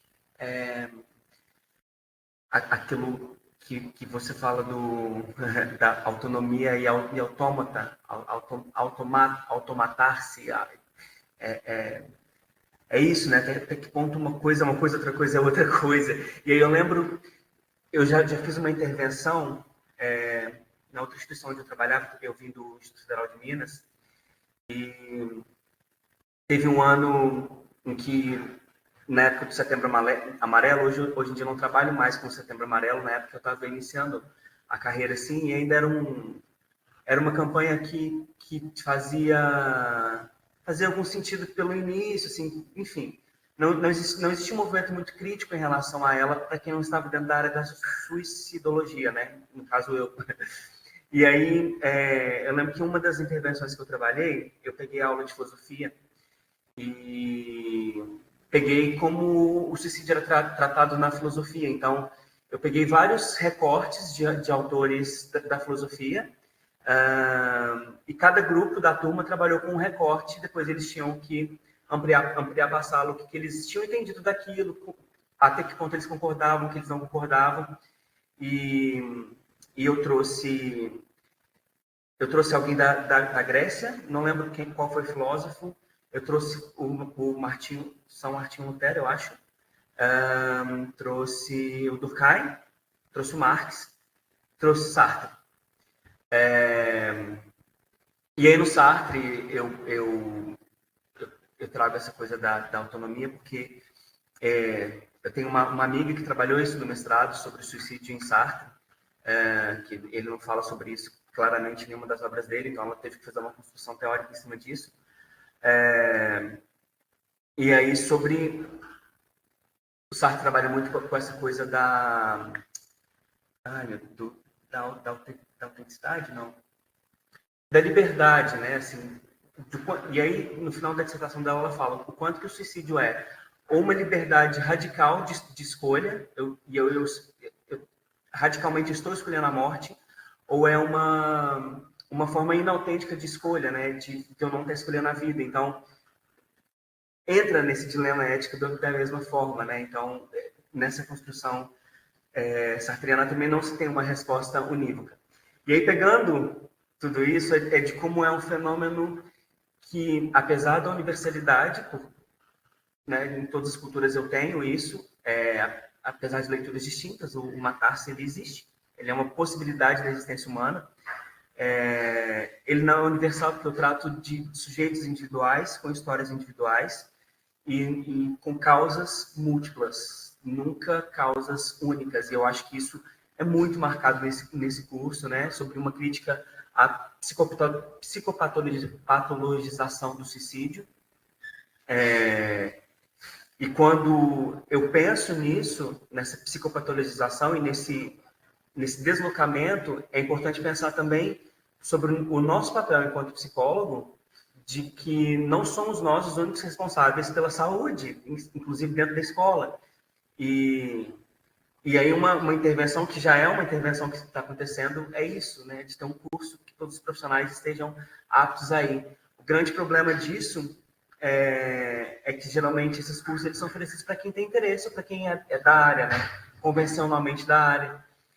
E que é importante que esteja, mas às vezes são as pessoas que menos deveriam estar ouvindo isso aqui, né? Pelo fato de que são pessoas que já estão dispostas e disponíveis ao cuidado e à escuta, né? Eu acho que me expressei mal de falar que menos que deveria estar aqui, mas assim, existem pessoas que deveriam muito estar aqui, e que não estão, por não se sentirem, não acharem que é o papel delas estarem aqui. Não se sentirem afetadas, né? Não se sentirem afetadas e tipo assim, não faz parte da minha atividade. Por exemplo, vou dar um exemplo chulo aqui, um docente da área de engenharia elétrica, né? nem tem isso no meu curso. Para ele fala, olha, não é minha escuta é com psicólogo. e desloca para esse local. Mas às vezes é na escola que essa pessoa tem, ali naquela aula que a pessoa tem a oportunidade de falar algo e de ser escutada e de às vezes ter um vislumbre, assim, né? Essa semana eu tive contato com uma estudante com uma mãe de uma estudante que eu atendi. Ela me mandou uma mensagem assim, do nada, falando de como tinha sido interessante a minha escuta num determinado momento. Ela estava num lugar de angústia muito grande, de violência doméstica, e pensando sobre essa coisa de se atentar contra a vida, né? E quando eu faço a escuta e aciono os dispositivos, né? E aí entra a territorialização, acionar os mecanismos do território para ajudar essa pessoa, tanto que isso é importante, ela tem uma mudança de perspectiva de vida, né? E percebe que é possível viver e que é uma fase que isso ia mudar. E isso mudou. E aí, 4 anos depois, ela me manda essa mensagem falando de como foi importante ela ter tido aquela escuta naquele momento e se perceber num outro lugar, né? Para ela e tanto para a filha, que era aluna da instituição no momento. E falando de como a vida tinha mudado e como ela estava bem, assim, terminando um curso de graduação e a filha entrando num curso numa universidade federal, enfim. Eu sei que nem todas as histórias têm um happy ending, né? Um final feliz, e que muitas vezes a gente tem que aguentar por muito tempo ser testemunho de sofrimento, e que é um lugar muito difícil, porque inclusive as pessoas cobram que a gente age, as pessoas cobram que as intervenções sejam uma varinha mágica que vão tirar a depressão, vão tirar a vida ruim que aquela pessoa tem, a vida precária, né? E aí, pensando, né, que uma vida precária traz essa coisa da dor, essa dimensão da dor, e que a dor e o sofrimento, eles vêm como protagonistas do suicídio, no sentido de que a pessoa quer matar esse sofrimento, ela não quer se matar, ela quer matar esse sofrimento, né?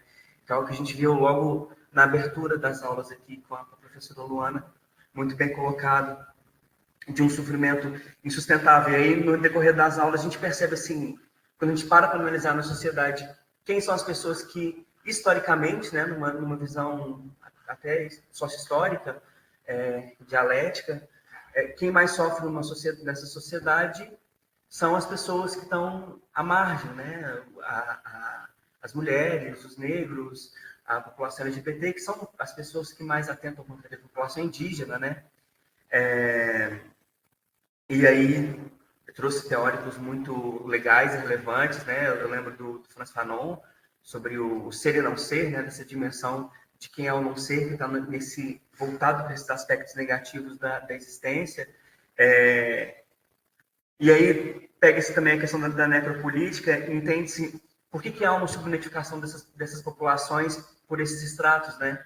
Porque não é interessante para o Estado falar que ele falha nessa galera, e que ele mata essa galera, inclusive faz com que essa galera se mate, né? Nessa dimensão individual. Então é muito mais fácil julgar para a psiquiatria e toma um antidepressivo, que inclusive vulnerabiliza, né? Em algumas cartilhas, na própria cartilha da coisa da psiquiatria fala sobre isso, que os antidepressivos, alguns, no primeiro mês ali, nos efeitos colaterais, eles vulnerabilizam o sujeito mais para a morte. Enfim, não existe o interesse do Estado, muitas vezes, que essas pessoas também existam, né? E isso é muito cruel. E o quanto que, de uma certa maneira, eu penso no meu trabalho cotidiano dentro do Instituto Federal, nesses 8 anos que eu tenho, como é um lugar que, por si só, já é produtor de adoecimento, fonte de sofrimento, isso não há dúvida, mas também é fonte de saúde, de possibilidade, né? De possibilidade, inclusive, para esse público vulnerabilizado, existir de uma maneira mais digna, né?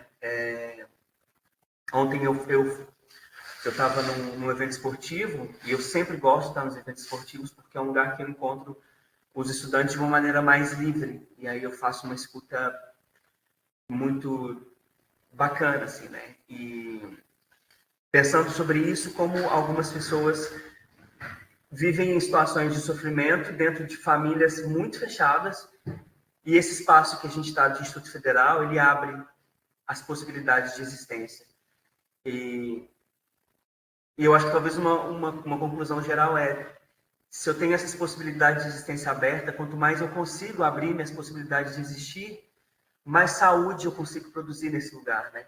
Se existe um fechamento disso e um empobrecimento dessas condições de vida e de possibilidades de existir, eu tenho fonte de adoecimento e o recurso realmente vai ser a finitude dessa vida.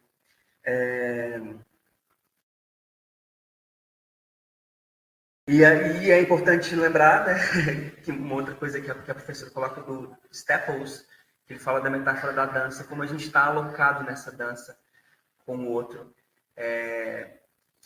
dessa vida, dessa interdependência, de que qual que é o meu papel ali, né, de acolhimento, de escuta, de que às vezes o meu acolhimento pode parecer uma rejeição para o outro, não sei, muitas vezes a pessoa está tão adoecida que uma coisa que eu fale com ela ali parece que ela entra, que é mais uma pessoa rejeitando-a e é muito delicado, assim, né? E lembrar que também somos seres humanos, também somos pessoas que erram e também somos pessoas que se afetam. Nossos colegas de trabalho também estão nesses lugares e também podem rejeitar, acolher e se sentir rejeitados e acolhidos por nós e por nossas falas, né?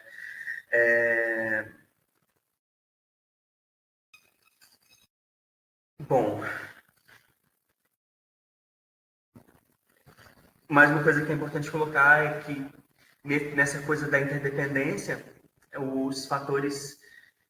Eu acho que é praticamente impossível falar de um fator de proteção que seja universal, porque a gente diz família, religião, grupos, psicólogo, mas todos eles, dependendo da situação, eles podem não ser fatores de proteção e ser fator de risco. E é muito delicado isso, assim, não temos respostas, né? A professora Luana trouxe isso aqui hoje de novo, que estar em atendimento, estar num lugar de escuta, seja ele relacionado a suicídio ou não, é um lugar de não ter respostas. E é um lugar de, talvez, eu acho que o que mais deixa claro, de tentar abrir a existência, né? De tentar entender que a existência ela é ampla. Inclusive, para quem está nesse lugar de escuta, aprender com a existência, né? Aprender com a existência do outro. Eu acho que a empatia vai passar muito por isso, por eu aprender como o outro existe e como existem outras formas de existir nesse lugar de testemunha do sofrimento. Então, como intervenção, eu penso sempre que esses momentos de formação devem ser amplificados para a população discente, para a população docentes e os demais servidores, né? Especialmente pensando nesse lugar da ética do cuidado e da escuta. Eu acho que intervenções relacionadas a bullying, a ansiedade, a saúde mental, em geral, já são muito significativas, porque são fatores de risco que são muito conhecidos já e que já são unânimes, né? E a educação como um princípio de abertura de vida, né? Pensar sempre nisso, assim, né? Mais do que tá ensinando conteúdos, mais do que preparando para um Enem ou preparando para o mercado de trabalho, quando eu faço isso, eu estou abrindo as possibilidades de existir dos sujeitos. É isso. Muito obrigada, Guilherme. Acho que é isso, né? Também a marcação aí de muitas coisas. E acho que começando a fazer a ponte, né, com as falas anteriores, sobre como as mídias, os filmes, a arte também vai nos comunicando de um outro lugar, né? Porque quando você fala de soco no estômago, talvez venha com a força de um soco, porque efetivamente parece que a gente mantém alguma distância, né, sobre o tema. E aí, quando ele vem, ele bate, né? A gente se sente quase apanhando mesmo. Mas eu acho que no soco metafórico, a provocação que é poder se deslocar um pouco, né? E esse deslocamento traz uma questão, né, que principalmente você e Mariana compartilharam, que é a escuta, o cuidado. O tema ele não pode ser reduzido aos especialistas, né, aos psicólogos, ou mesmo aos psiquiatras. Essa ideia que vai trazer para a gente de que somos todos possíveis agentes de promoção da saúde mental e de prevenção do suicídio. Principalmente se a gente toma a perspectiva que não é a clínica, não é a perspectiva clínica aqui que a gente está falando. A gente está falando de uma perspectiva que é extremamente complexa, que vai pensar, né, a necessidade de trabalhar a saúde coletiva, de trabalhar os níveis políticos, os movimentos sociais, a saúde do trabalhador, o combate ao racismo, à LGBTfobia, ao assédio, a outras violências, né? A democracia, a justiça social, a solidariedade. Há um tanto de coisa que talvez possa talvez o fator protetivo universal, né, que é difícil a gente dizer que ele existe, mas que está aí para todos, e isso que é o mais interessante, é o vínculo, é o laço. Né? Não tem nada que faça a gente ser mais vinculado à vida do que os laços, do que os afetos. E para isso, a gente tem ferramenta, todo mundo tem ferramenta para poder se afirmar no laço. Né? Mas, obviamente, que isso aparece quase de modo invisibilizado, mesmo na suicidologia, né? Porque quando a gente fala, a gente está lá na epidemiologia, a gente está lá na medicação, que parece que é isso, né? Dar remédio está solucionado, bem dentro da lógica do sofrimento intrapsíquico, como se isso mudasse todas as contingências, todas as circunstâncias dos indivíduos em sofrimento, né? Ou mesmo nas políticas públicas, e dizer o fracasso das políticas públicas em prevenção do suicídio tem a ver com êxito, gente. Né? Isso faz parte, inclusive, da necropolítica, né?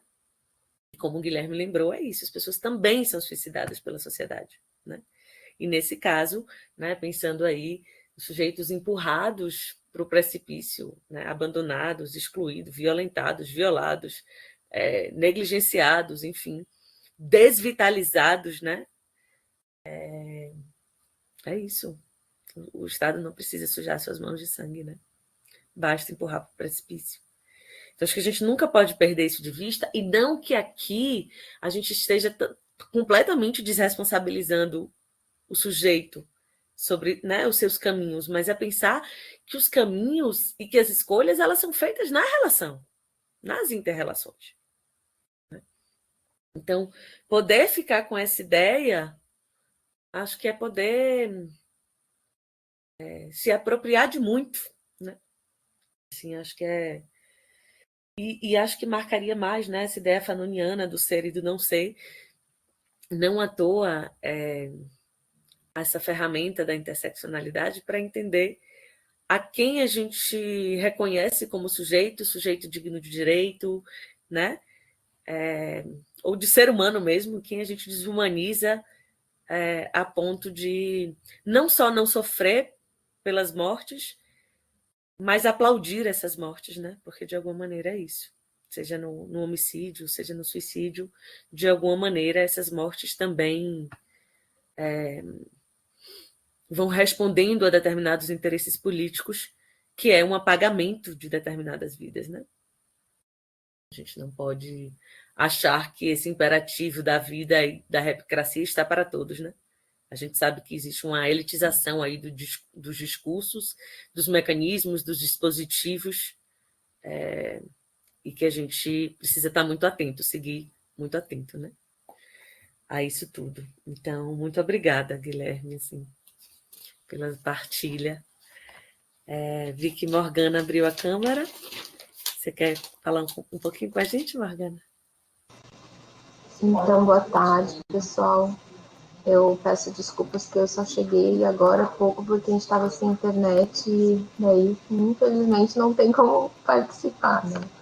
Eu peguei o finalzinho da fala da Mariana, então não consigo me contextualizar da fala dela, mas eu peguei a fala do Guilherme e eu também fiz a formação em serviço, né? Então sempre em atendimento aqui no setor, também trabalho numa coordenadoria pedagógica e eu sou pedagoga, né?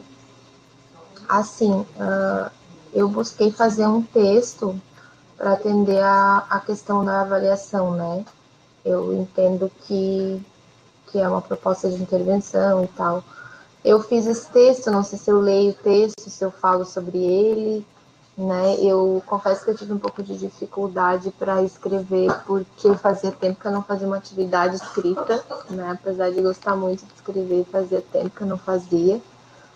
Então, eu tentei fazer uma síntese, assim, do que foi discutido nas aulas, né, das minhas anotações, das anotações que eu fiz, do material, né, que foi proposto, dos que eu li. Eu me propus a ler o material que a gente ia debater na aula, assim, né, os que estavam previstos aqui para a aula mesmo.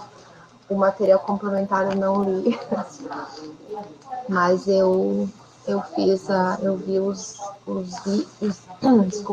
vídeos, né, os documentários. Então eu vou fazer a leitura do meu texto, ele não é muito grande, e ao final dele tem a proposta de intervenção, que é uma coisa bem, como é que eu posso dizer? Bem rasa, porque eu nunca pensei exatamente em uma atividade, apesar de esse tema aparecer de vez em quando por aqui, né, por conta das demandas que os estudantes trazem, mas a gente nunca chegou a fazer nenhuma atividade, né, destinada exatamente para esse tema. Então, pode ser que essa minha ideia seja um futuro aí, possa ser desenvolvida, melhorada, enfim, tá? Então, vou fazer a leitura. Vou tentar falar devagar para não atrapalhar a interpretação, se eu falo um pouco rápido quando eu leio, mas eu vou ficar consciente aqui. Então, tá, vamos lá. Introdução ao tema. O suicídio pode ser conceituado como ato por meio do qual uma pessoa dá fim à própria vida, provavelmente por ser o modo que ela encontrou para dar fim à dor de existir. Essa é uma citação de Moreto. No entanto, não há uma explicação universal ou causa definida para quem o pratica. Sabe-se que ele é uma manifestação humana e que se trata de um fenômeno multifatorial. A analisar o fenômeno do suicídio requer, fundamentalmente, a consideração do contexto em que a pessoa que sofre está inserida, as suas condições materiais e objetivas, mais ainda o fato de viver ou sobreviver em uma sociedade capitalista marcada pelo neoliberalismo que mercantiliza tudo o possível e que promove a ampliação de injustiças e desigualdades. Mesmo que o suicídio caracterize-se como um ato que a pessoa comete contra si mesma, não podem ser descartados os fatores sociais que podem ter contribuído para a consumação do ato ou para os pensamentos que levam a ele. E aí, em seguida, eu faço uma citação da professora, né? É necessário considerar o suicídio como uma ocorrência circunscrita por certas condições geopolíticas e contextos sociais, sendo necessários, portanto, a elaboração e aporte de políticas públicas e garantia de direitos. Para além dos fatores sociais, uma pessoa que habita o mundo social a partir de um corpo negro, indígena, homossexual, feminino, migrante, pobre, estará sistematicamente exposta à crueldade em todas as relações sociais, inclusive em rituais de cuidado. Também uma citação da professora. o que pode vir a potencializar seu sofrimento. Não se pode negar, então, ainda de acordo com Lima, que as políticas neoliberais precarizam, esvaziam, aniquilam vidas a partir da omissão, negligência, exclusão, violência, ao passo que avançam em tecnologias de morte ancoradas na oferta de autonomia. Mas como pensar em autonomia se os sujeitos não têm escolhas numa sociedade que lhes impõe uma vida marcada por repressões e opressões? Existe autonomia sem justiça social? Inclusive, a decisão por dar fim à própria vida, nessa sociedade opressiva, não significa um ato de liberdade de escolha, como talvez pudesse significar em uma realidade livre de dominação, mas a consumação dos processos repressivos. Essa é uma citação também de Moreto. Então, a mesma sociedade neoliberal que vende a ideia de autonomia para escolher ser feliz ou triste, rico ou pobre, atribuindo ao sujeito o mérito da vida que leva, é a mesma sociedade que permite ser descartado quem é considerado sem valor. É uma sociedade marcada pelo necroliberalismo. E aí, em seguida, eu venho com a proposta de ação e intervenção institucional. Embora falar sobre suicídio possa causar desconforto, dúvidas, medo, silenciá-lo pode contribuir para a intensificação do sofrimento de quem pensa nele como forma de eliminar a sua dor.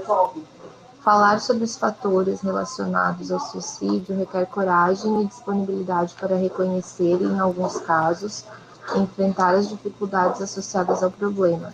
Quanto mais inquietante e espinhoso o assunto, mais arriscado é silenciar sobre ele, devido às consequências que esse não falar pode gerar. Essa é uma citação de Moreto. Quem está em sofrimento intenso, com ou sem ideação suicida, ou que já tenha planejado ou até mesmo tentado cometer o ato, precisa de acolhimento. Esse acolhimento não precisa necessariamente ser realizado por um profissional de saúde. Essa escuta inicial pode ser realizada por quem estiver em condições de ouvir de forma atenta quem precisa falar sobre sua dor. A pessoa que vai acolher precisa ter consciência de suas limitações, estar em condições de realizar tal acolhimento, estar entregue a essa escuta e sem fazer qualquer tipo de julgamento ou convencimento. Caso contrário, é indicado que o acolhimento seja realizado por outro. 2 perguntas simples são essenciais para iniciar essa escuta. O que você precisa? De que forma posso te ajudar? O importante é estar atento e verdadeiramente disposto a acolher quem precisa ser ouvido, escutar o outro dentro da necessidade dele. Aliado a isso, parte-se do pressuposto que cabe ao pensamento científico e filosófico, para além de apresentar as tão relevantes e preocupantes estatísticas sobre o problema, promover a abertura à fala, lançar luz e ampliar as oportunidades de debate, produzindo reflexão crítica, sobretudo porque entendemos que o falatório mal fundamentado a respeito de temas polêmicos não só aumenta o pânico em relação a eles, como reforça a relação entre a falência da formação e a vulnerabilidade diante de processos destrutivos como os que estão em questão. Esta é uma citação de Moreto. A fim de promover o debate, exercitar a escuta, ou seja, não silenciar mais sobre o suicídio na escola, propõe-se uma roda de conversa mensal sobre os sofrimentos da vida cotidiana da classe trabalhadora. O público-alvo são estudantes trabalhadores matriculados nos cursos presenciais do campus Florianópolis Continente que estejam dispostos a conversar sobre suas dificuldades e sofrimentos cotidianos relativo à vida de trabalhador-trabalhadora que levaram ou não a pensar em suicídio. Objetivos da roda de conversa: desmistificar o tema suicídio, falar sobre os fatores de risco para o suicídio e as formas de prevenção, abordar o tema suicídio tendo como pano de fundo a sociedade capitalista neoliberal e seus mecanismos de opressão contra a classe trabalhadora, elencar estratégias de diminuição de sofrimento no trabalho e vislumbrar formas de concretizá-las em ação de autocuidado como fator de proteção contra o suicídio, verificar e debater sobre o papel do sindicato como aliado no processo de proteção dos direitos dos trabalhadores, bem como na concretização de ações de cuidado coletivo no trabalho, como fator de proteção contra o suicídio, entender o papel e os limites da escola como fator de proteção contra o suicídio, encaminhar estudantes em sofrimento psíquico para atendimento na rede pública quando a atuação dessa atividade não for suficiente como fator de proteção à vida dos sujeitos. Mediação, núcleo pedagógico e outros servidores e servidoras interessados no tema mapeados antes de iniciar a intervenção. E aí, como referência, eu usei o texto Suicídio, Bioética e Neoliberalismo, da professora Luana, e o texto O Suicídio e a Morte do Narrador, de Moreto e outros autores. Então, esse foi o texto que eu escrevi, né, para a atividade. É uma ideia, como eu falei, assim, bem inicial, né, mas eu tentei colocar, assim, os pontos que eu mais considerei relevantes dentro da formação, que eu entendi melhor, né, do que foi discutido. E a gente, como eu coloquei no texto, como foi debatido, não é o psicólogo necessariamente que vai fazer esse acolhimento, né? E muitos dos acolhimentos que a gente recebe vem para o núcleo pedagógico. E no momento nós estamos sem psicólogo, então não tem essa pessoa aqui. Então nós, pedagogas e assistente social e eventualmente um professor, algum outro colega de outro setor faz esse acolhimento inicial, né? Então eu pensei nessa proposta de roda de conversa para assim, dessetorizar esse atendimento, esse acolhimento que as pessoas às vezes atribuem só ao setor pedagógico, como se nós fôssemos um oráculo, e nós não somos, né, esse oráculo. Inclusive, a precarização do nosso trabalho também nos adoece, e às vezes a gente também não tem as condições ideais para fazer o acolhimento dessas pessoas que estão em sofrimento, né. E, enfim, é um setor que recebe de tudo, né? Então, mas eu trouxe essa proposta, assim, até para socializar aqui com os colegas em um outro momento, para ver da possibilidade de viabilizá-la, e como eu coloquei ali no finalzinho da proposta, né? Que a mediação pudesse ser feita por nós, desse trabalho, mas também de outros colegas, de outros setores, professores, para que não ficasse só, né, novamente, centralizados na equipe do núcleo pedagógico. Né? Mas, enfim, é um desafio. Eu penso que esse tema, ele é um desafio para a escola, né, para a sociedade, claro, mas eu vejo ele como sendo o papel de todos aqui que estão na escola, né? Se ele chega até nós, a gente de alguma forma tem que lidar com ele, não necessariamente só quem está nesse setor, né, pode fazer esse acolhimento inicial, né? E também queria só colocar que por que eu botei o tema de ser né, a questão da conversa sobre suicídio para quem sofre no ambiente de trabalho, porque o nosso público aqui do campus Florianópolis Continente, ele não tem técnico integrado, ele só tem técnico subsequente, né? A maior parte é técnico subsequente, então o pessoal já vem com o ensino médio, né? Então vem complementar a formação, e temos também cursos superiores, cursos de idiomas, né? Então não tem o público adolescente aqui, é muito raro a gente ter adolescentes, então nosso maior público são jovens e adultos, e a sua grande maioria são pessoas que trabalham, né, no período que não estão na escola. Então eu gostaria de abordar isso, porque também é uma das frentes que a gente atua, né, de pensar no trabalho, né, a gente também já atua em sindicato, então tentar trazer essa questão do trabalho também para esse tema. Aí seria isso. Muito obrigada. Muito obrigada a você, Morgana. Eu, antes de tecer alguns comentários, né, também da sua fala, eu vou passar para a Paula, que imagino que tem alguma relação, e aí já faço uma fala de fechamento, né, em função do nosso horário. Por favor, Paula. Obrigada. É bem rapidinho mesmo, professora. Até, inclusive, antes eu falei devaguei e não falei da ideia, né? E tem duas ideias que estão mais ou menos delineadas e, inclusive, dialoga com a ideia da Morgana. Eu vou agradecer a Morgana porque acho que me ajudou a pensar, talvez, num pontapé inicial assim que é legal. Já tem algum tempo que eu tenho vontade de organizar aqui no campus um círculo de mulheres. Círculo pode ser de, né? Dá para pensar em potencialidade de diversas formas, mas que tinha muito a ver com pensar roda de conversa mesmo, né? Mas o nome que está configurado já há muito tempo na minha cabeça é esse Círculo de Mulheres. E eu trabalho com... É muito comum, né? Na verdade, na rede, porque a gente trabalha com cursos tecnológicos, e aqui a grande esmagadora maioria de estudantes é de homens ainda, né? E aí tem uma questão aí da intersecção de gênero que é muito importante, que impacta muito assim, o cotidiano, né? E aí, enfim, é algo sobre o que eu penso, é um tema que me interessa, que, né, me motiva, e para mim tem tudo a ver com pensar saúde mental, né, e prevenção.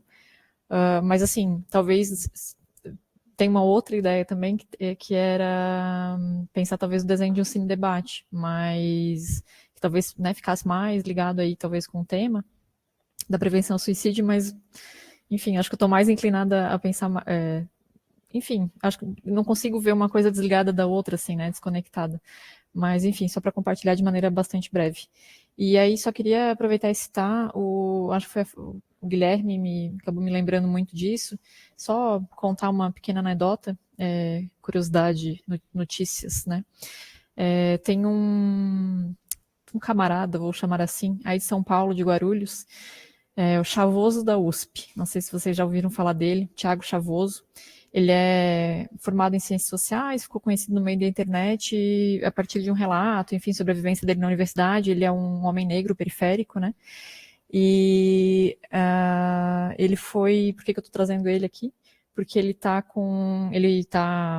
respondendo a um processo e vai recorrer e tal, né? Mas semana passada saiu uma decisão favorável para o atual prefeito de Guarulhos, contrária a ele, porque na época, no período de eleição, ele tinha... Mentira, foi no período anterior, né, a última campanha eleitoral, ele fez um post fazendo uma crítica em relação ao posicionamento da prefeitura, que depois de ter prometido em campanha que não fecharia, né, uma empresa pública de Guarulhos, fechou essa empresa.